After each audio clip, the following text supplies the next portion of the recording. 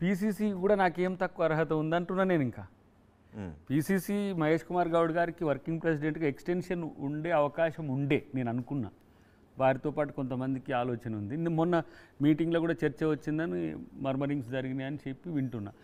So అధికారమే ఈసారి నాకు వద్దు అనుకుంటే, పార్టీనే చేసుకోవాలనుకుంటే పీసీసీగా మనం కూడా చేసుకోవచ్చు కదా, పెద్ద సమస్య ఏముంటుంది దాన్ని. పీసీసీ కూడా నాకేం తక్కువ అర్హత ఉందంటున్నా నేను ఇంకా పీసీసీ మహేష్ కుమార్ గౌడ్ గారికి వర్కింగ్ ప్రెసిడెంట్గా ఎక్స్టెన్షన్ ఉండే అవకాశం ఉండే నేను అనుకున్నా.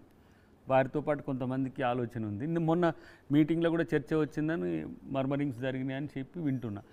సో అధికారమే ఈసారి నాకు వద్దు అనుకుంటే, పార్టీనే చేసుకోవాలనుకుంటే పీసీసీగా మనం కూడా చేసుకోవచ్చు కదా, పెద్ద సమస్య ఏముంటుంది దాన్ని. పీసీసీ కూడా నాకేం తక్కువ అర్హత ఉందంటున్నా నేను ఇంకా పీసీసీ మహేష్ కుమార్ గౌడ్ గారికి వర్కింగ్ ప్రెసిడెంట్గా ఎక్స్టెన్షన్ ఉండే అవకాశం ఉండే నేను అనుకున్నా.